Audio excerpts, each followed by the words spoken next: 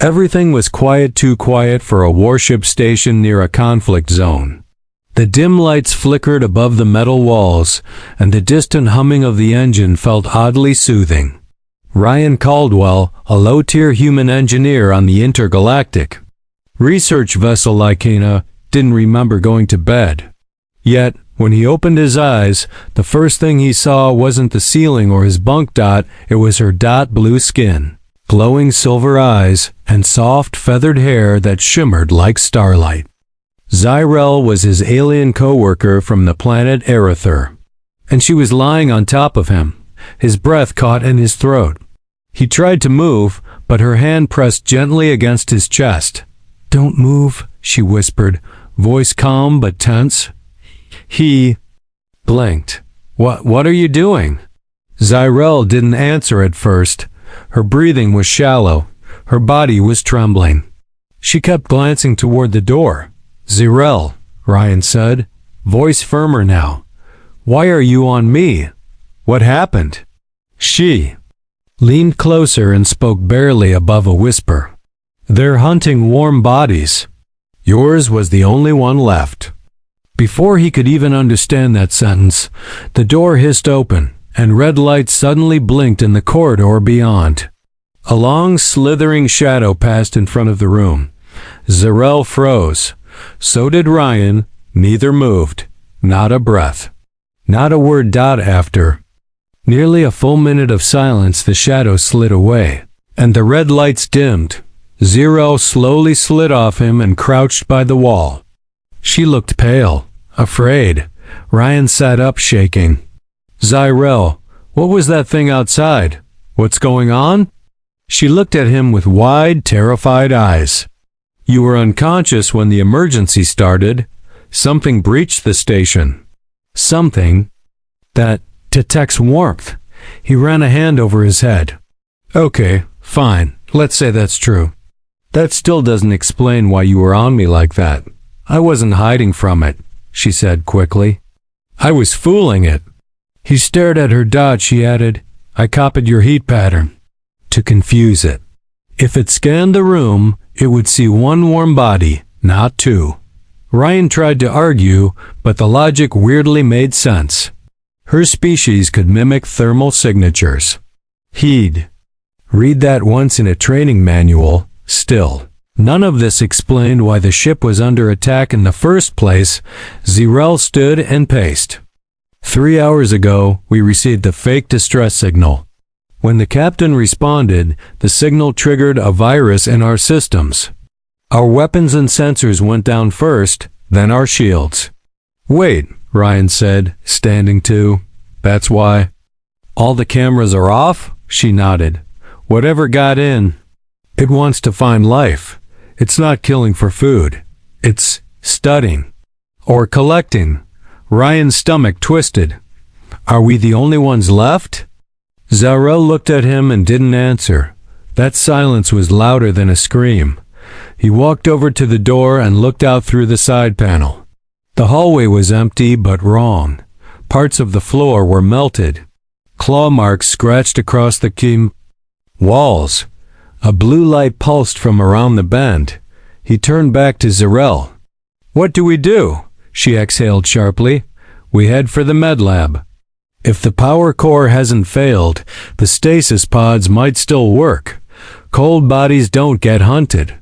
Ryan grabbed a metal rod from beneath the bunk, nothing fancy, but better. Then empty hands. "Let's move." They crept into the corridor, footsteps as quiet as air.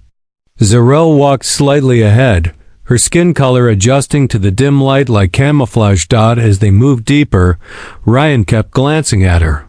A few hours ago, she was just the quiet alien analyst at the next desk. They'd barely spoken outside of data reports and shift logs. Now, she was the only one keeping him alive. They passed a shattered door. Inside were signs of a struggle. A broken helmet, blood trails, but no bodies. "Where are they?" Ryan whispered. Zyrel didn't stop walking. "Taken?" His heart pounded louder. "You said it doesn't eat. So why does it need bodies?" She didn't look back. "That's what I'm afraid to find out." Just then, a new sound echoed through the corridor. Not slithering. Not metal. Breathing. Loud. Wet. Close. Cyrell spun, grabbing Ryan and pulling him into an open vent slot just as a tall, six-limbed figure came crawling along the ceiling behind them. Its body glowed faint green, and its face had no eyes, just small vents that hissed as it sniffed the air. It stopped. Hovered in the hallway, silent. Then, slowly, it moved on. Ryan was drenched in sweat. Cyrell's hand still held his. She let go only after the sounds faded. "We don't have much time," she said softly, but Ryan's eyes stayed locked on her. "You didn't answer my first question." "What? When I woke up and saw you on top of me. You said it was to confuse the creature, but that's not the full truth, is it?" Cyrell paused, then looked at him with something strange in her eyes. "No," she said quietly. "It's not." And she turned to keep walking. Ryan didn't move for a moment. Something else was going on. Something bigger than just survival. And Cyrell knew exactly what it was. Asterisk. The deeper they moved into the ship, the colder the air became. The hallway lights flickered less now, but it wasn't comforting. It was too steady, too controlled. Like someone or something wanted them to keep walking. Ryan followed Cyrell in silence. His grip tightened around the metal rod in his hand. His thoughts weren't on the monsters anymore. They were on her words. "No, it's not," she had lied. Or at least, had hidden something. But why? He'd worked with her for 6 months. She'd always been quiet, efficient, strange in the way aliens often were, but never dangerous. Never emotional. Until now, they reached a sealed maintenance door. Cyrell crouched near the panel, her long fingers working quickly. Her species didn't need tools. They had soft biosensitive skin that could interface with most machines. It was like magic. She didn't even look at it while she worked. "You going to explain what you meant back there?" Ryan asked. She paused. "The truth might distract you." "I'd rather be distracted than confused." She looked at him then. Her expression was hard to read, alien and yet oddly human. "When the attack started," she said slowly, "I ran to protect the data cores. I wasn't thinking about anyone else, just orders. I didn't even look around to see who was alive." Ryan raised an eyebrow. "That doesn't sound like something you'd feel guilty about." "I don't, not normally." She stood. The door opened with a hiss, but when I saw you lying there, something changed. "I didn't want to leave you behind." Ryan blinked. "Wait, you dragged me to safety?" "No, I stayed in the room, sat by your body, watched the monster pass again and again. I wasn't sure what I was doing. Until I climbed on top of you." He stared at her. "To mimic my heat?" She met his eyes. "That's what I told myself." There it was. Again, that strange tension. As if her instincts had acted before her mind. And now she was afraid to admit it even to herself. Before he could respond, a loud bang echoed from behind. They both jumped. Something had found the dead-end hallway they'd just left. Cyrell rushed forward. "Come on, we're close." They darted through 2 connecting corridors, finally arriving at a large sliding door marked Medical Bay. Cyrell jammed her hand into the access panel. The door opened, but only halfway. Ryan shoved it the rest of the way and followed her inside. The room was dark, with cold white lights overhead and medical beds pushed to the walls. Some were occupied, not by people, but bodies. He stepped closer to one.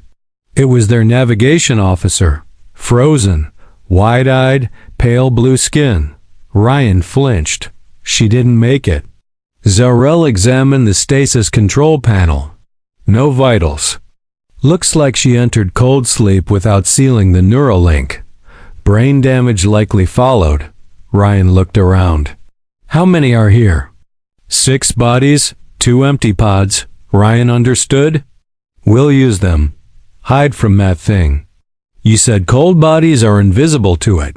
Yes, she said, still working on the interface. But it only works if our minds shut down completely. No activity. No movement. Won't we die in there? Not if I time the shut-off correctly. We'll wake up in 2 hours. Long enough for it to pass, not long enough to damage the brain. Ryan hesitated. The idea of willingly freezing himself, shutting down all brain signals, was terrifying. But what choice did he have? Okay, he said, let's do it.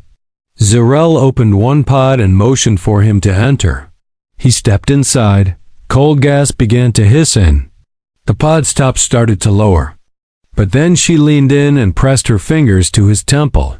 What are you? I'm linking us, she whispered. In case something happens, we'll share thought space, memory tether. That's not protocol. I know, she said.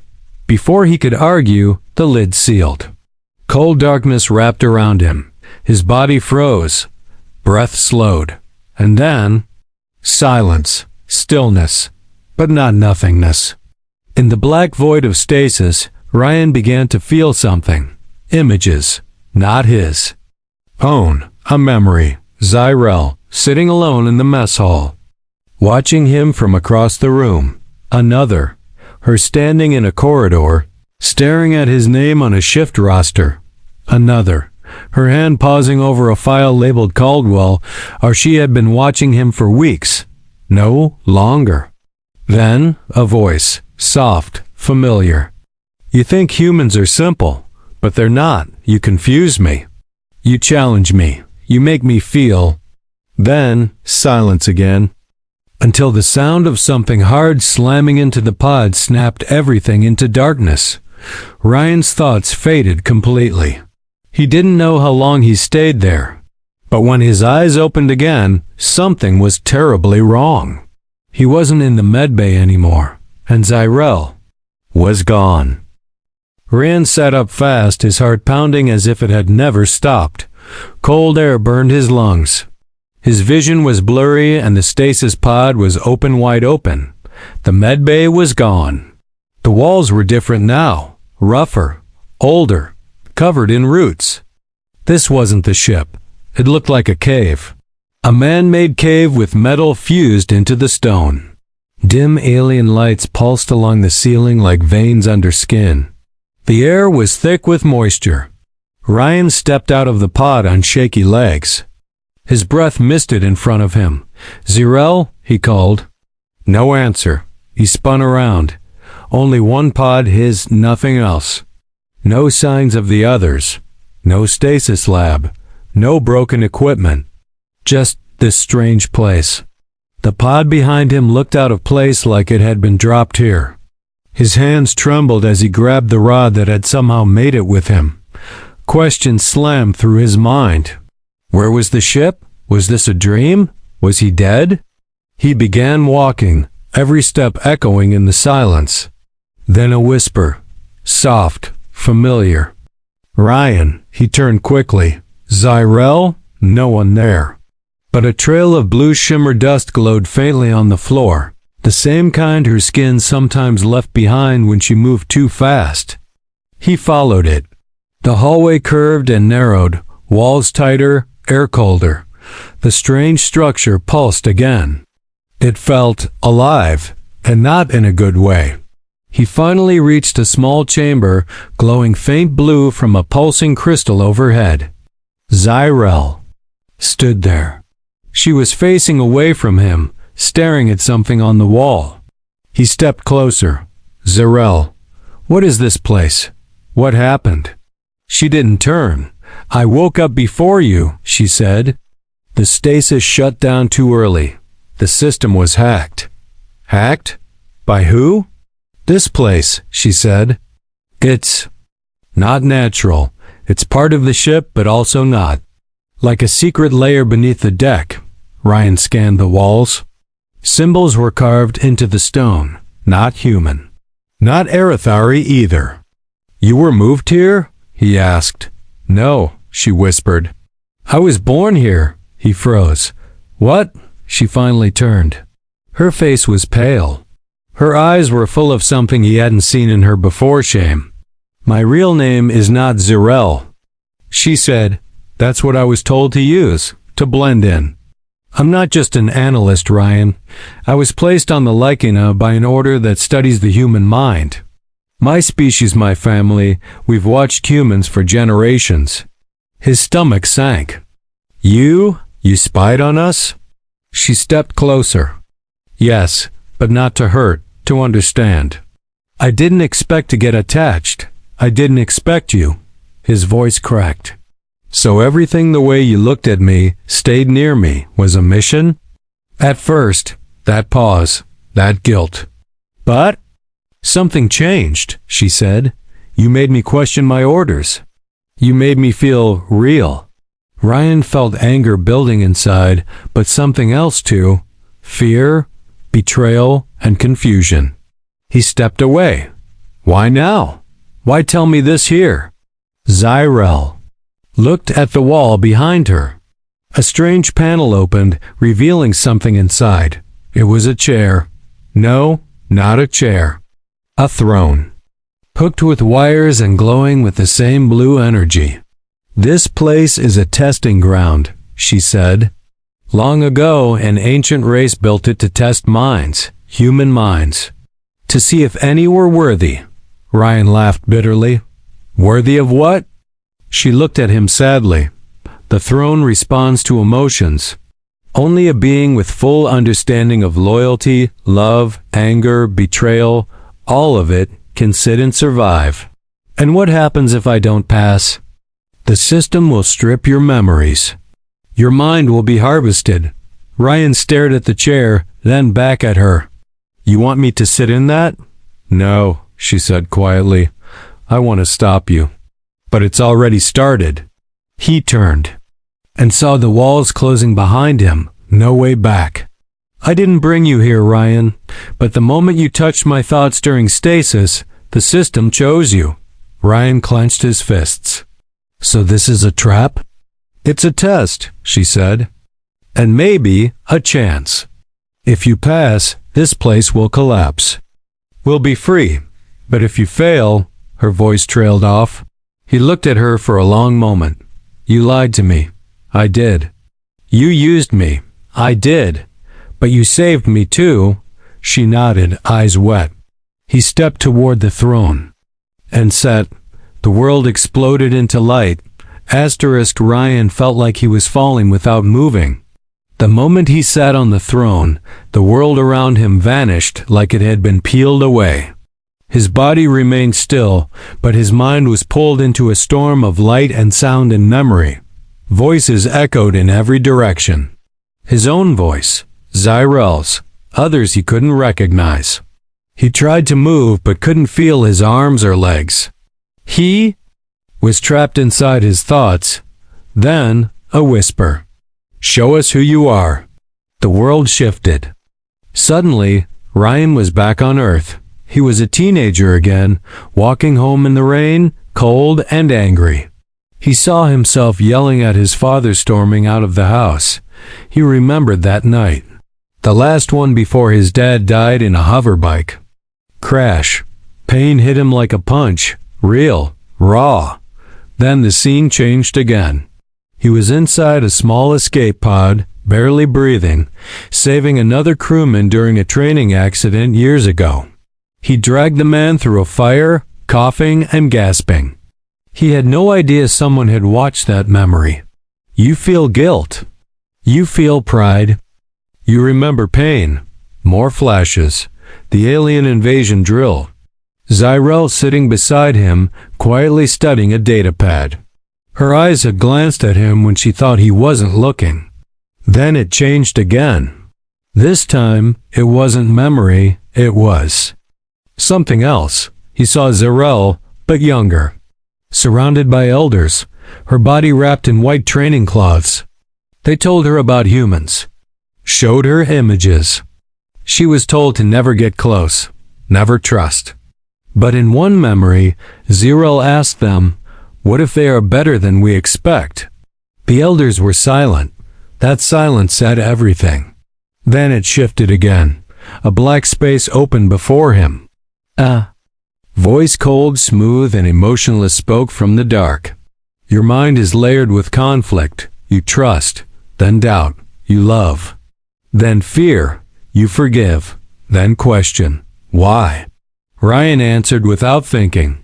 Because I'm human. That's what we do. Silence. Then a rush of heat. A memory played that wasn't his. Zarel's point of view. She watched him work in the lab. Her chest fluttered. Her skin color flickered. She couldn't understand it at first. His laugh, his terrible jokes. The way he always offered her coffee even though she hated it. She felt something then something. Dangerous for her kind. She began watching him more than her mission. She changed shift hours to match his. She altered her report summaries just to keep working near him. Not because she had to, because she wanted to. Then she saw him unconscious. On the floor during the attack. Something in her broke. Orders didn't matter anymore. Only saving him did. Back in the throne, Ryan blinked as tears welled up. He saw it all. Zarel wasn't cold. She was terrified. Not of the monster, but of herself. Of the feeling she'd developed, and what it meant. The lights around the throne pulsed faster.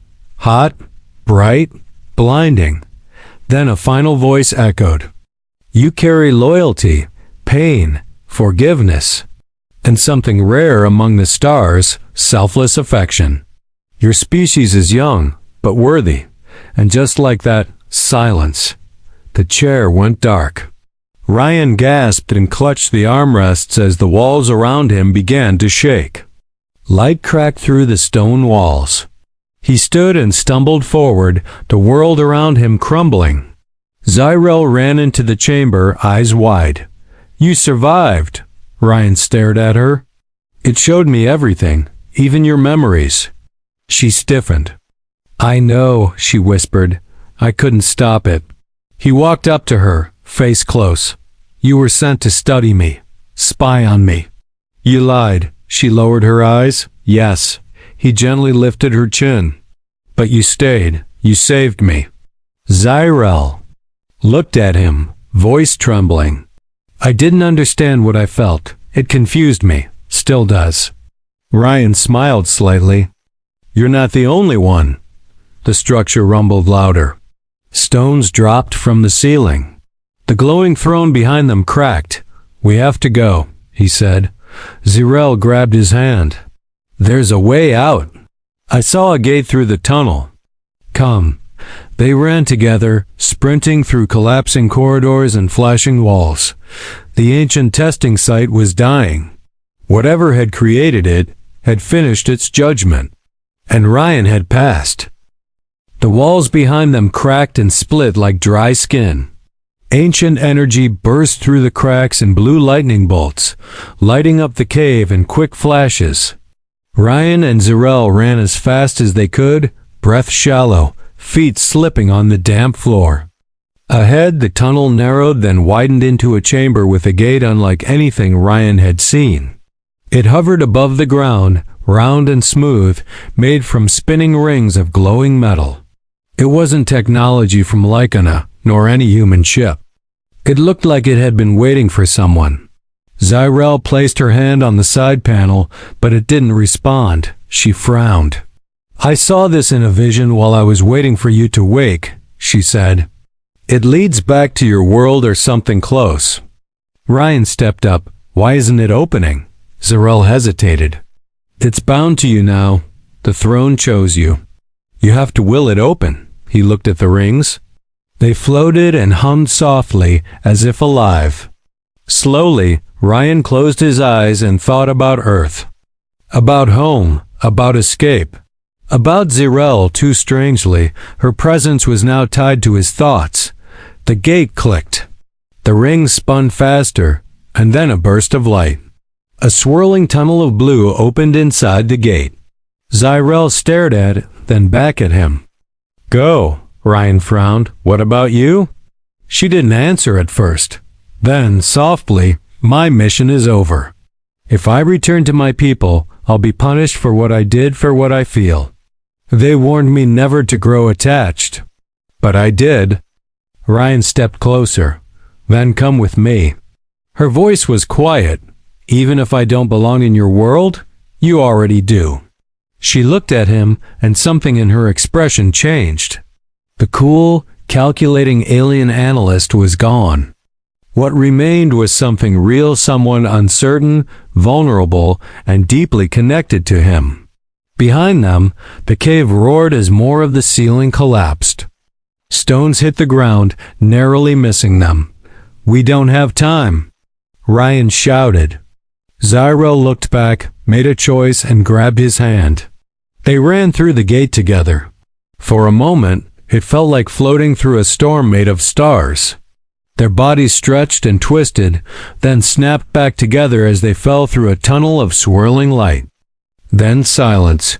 Cold air hit Ryan's face. He blinked. They were standing on a ridge overlooking a quiet alien plain under twin moons. The ship Lycana hovered in the distance, but twisted, broken. Smoke rose from parts of it. They were still in the same solar system, but not on the ship. Ryan looked around. "Where are we?" Zyrel knelt by the ground. "One of the moon outposts. Used as a rest station centuries ago." He scanned the area. "Anyone here?" She shook her head. "Abandoned. We're safe. For now." Ryan collapsed on a smooth rock and exhaled. "Safe, finally." Zyrel sat beside him. They didn't speak for a while. Then she asked, "Do you still hate me?" He looked over. "I never hated you. I just didn't know who you really were." "I didn't either," she whispered. "Not until I met you." He smiled. "That throne showed me everything. All your memories." She blushed faintly. "Then you know I was never supposed to feel anything, but I did. And now I don't know what happens next." Ryan reached over and gently held her hand. "We survive," he said. "Then we figure it out." She looked at their hands, her voice small. "What if I fail again?" "Then we failed together." The night sky above them flickered with strange lights, remnants of the ancient system still falling apart. But down on the ground, in that quiet place, two former strangers sat side by side, no longer spy and subject, no longer alien and human. Just two souls who found something impossible in the middle of chaos. Something that neither war nor machine could erase. And though neither said it aloud, they both knew the true test had only just begun. Asterisk, the moons hung low in the sky like silent watchers. The stars shimmered gently above the cracked ground. Ryan and Zyrel had made a small camp under the remains of an old shelter, using pieces of fallen panels for walls. It wasn't much, but after everything, it felt like peace. For the first time in days, Ryan didn't feel hunted, but the silence made his mind uneasy. He sat beside Zyrel, both of them staring at a small heat lamp they'd found among the old supplies. Its glow lit her face in a soft golden light, catching the shimmer of her alien skin. "Do you think anyone survived?" he asked. She was quiet for a moment. "Then, if they did, they'll be looking for us." Ryan nodded slowly. "Do you want to be found?" She turned her head slightly. "Not by my people. They'll call me broken. They'll see me as weak for letting my emotions grow." Her voice dropped lower. "For choosing you." Ryan stared at her. "You didn't just choose me. You saved me." She didn't answer, but her fingers moved slowly toward his hand, resting lightly over it. He didn't pull away. "I don't regret it," she said, "even if it means I can't go back." The warmth between them wasn't from the heater anymore. It was something deeper, quieter, but strong. Then, suddenly, a sharp beeping echoed through the shelter. Ryan jumped up. "What's that?" Zyrel rushed to the wall panel. A signal, someone scanning the surface. "It's not mine, it's human tech." Ryan stepped closer. "Is it Lycana's rescue system?" Zyrel studied the data. "It's old, but yes, search drones from Earth Command. Scanning for survivors. Ryan's heart leapt. Then we're saved. Zyrel didn't look excited. Her face remained calm, too calm. What? He asked. If they find us together, she said slowly, they'll ask questions about how we escaped, about the throne, about why I didn't report back. You think they'll treat you as a threat? I know they will, she said. I've studied your military protocol. An alien spy who bonded with her subject? They'll call it manipulation. They'll think I used you, Ryan paced. We can explain. No, she said softly. You can. You're human. They'll believe you, he turned sharply. And if I tell them I trust you, they'll say I've altered your mind. He stared at her. Have you? She looked at him with steady eyes. No. Everything you feel is your own. He moved toward her. Then I'll tell them that. I'll speak for both of us. Zyrel shook her head. They won't listen. But Ryan wasn't afraid. He stepped forward and gently took her face in his hands. Then I'll make them listen. A soft alarm rang out. The search beacon was now within range. A low hum vibrated across the surface. They're landing, Zyrel whispered. He nodded. Then let's meet them together. Outside, a ship descended, a rescue vessel with Earth markings. Its spotlight swept across the ground. Ryan and Zyrel walked out from the shelter, hand in hand, as the wind picked up dust around their feet. The ship door opened with a hiss. A squad of humans stepped out, weapons drawn, faces sharp with suspicion. Don't move. The lead officer shouted. Identify yourselves. Ryan raised a hand. Lieutenant Ryan Caldwell. Ship ID 4872LY. Survivor of the Lycana. Eyes locked on Zyrel. And the alien? Ryan didn't hesitate. She's with me. She saved my life. One of the officers looked at Zyrel's uniform, then back at Ryan. She's a spy.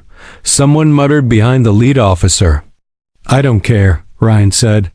She's also the reason I'm standing here. There was a pause. The wind howled. Then the officer spoke. You'll both come with us. But be ready, command's going to want answers. Ryan nodded. They'll get them. As the two stepped onto the ship ramp, Zyrel glanced at him. You didn't have to protect me. I know, Ryan said. But I wanted to. The ship door closed behind them with a final hiss. Ahead, the real battle waited, not with monsters or machines, but with the truth. And whether humanity would accept a bond that crossed worlds. The flight back to Earth was quiet, but not peaceful. Zyrel sat in a sealed section of the ship, watched by two armed guards. Ryan wasn't allowed to speak to her during the journey. He'd protested, but the officers had only repeated the same. Warning, we're under orders, Lieutenant. She's classified as a foreign intelligence threat until command says otherwise. Still, he watched her through the transparent partition. Her posture was calm, but her eyes, they weren't. They looked hollow. Like she already knew how this would end. Back on Earth, everything moved fast. Ryan was debriefed, scanned, interrogated. He told the truth about the attack, the breach, the ancient testing site, and how Zyrel had saved him. Again and again. He explained the throne, the memories, the link, her warning, her sacrifice. But the officials only wrote things down and nodded. No emotion. No answers. Zyrel was moved to a holding facility on Lunar Base 9. Ryan wasn't allowed to visit. For weeks, he heard nothing, until one day, a message flashed on his secure terminal. Clearance granted. Submit final testimony regarding alien. Subject to Zyrel. Ryan leaned back in his chair, then started typing. He didn't speak like a soldier. He spoke like a human. Zyrel was not my enemy. She was my partner. She disobeyed her orders not for gain, but to save a life mine. Her people may have sent her to spy on us, but she chose to protect me instead. She chose kindness over duty. And that is the very reason we call ourselves human. If we punish her for that choice, then we've learned nothing. A week passed, then another dot until finally, one cold morning, a shuttle arrived at Ryan's base without announcement. The ramp dropped dot and Zarel walked out dot, no guards. No chains dot, just her. Ryan rushed toward her without a word. She stood still, waiting, unsure. Then he pulled her into a tight embrace. "You're free?" he asked dot. She nodded slowly. "They questioned me for days. Then one of the generals read your testimony. He said it was the first time a report ever made him cry." Ryan smiled. "Guess I have a way with words." She looked at him. "There. Sending me back to Erether." His smile faded. She quickly added, "But only for one cycle. As a representative, a peace envoy. After that, they offered me something." "What?" She took a deep breath. "A place here. On Earth, as a bridge between species." He looked at her in awe. "You'd accept that?" "I already have," she said. "But only if you're here." Ryan stepped closer, his voice soft. "I'm not going anywhere." Zarel tilted her head, her eyes glowing slightly. "Then this time, when I lie on top of you, it won't be to hide from a monster." Ryan chuckled. "You still owe me a better excuse." She smirked. "You're not ready for the real one?" They walked together beneath the wide sky of Earth, no longer alien and human. No longer spy and soldier, just two souls who defied what they were taught. In a universe full of war, protocol, and cold logic, they had found something rare, and now the galaxy would watch what came next, together.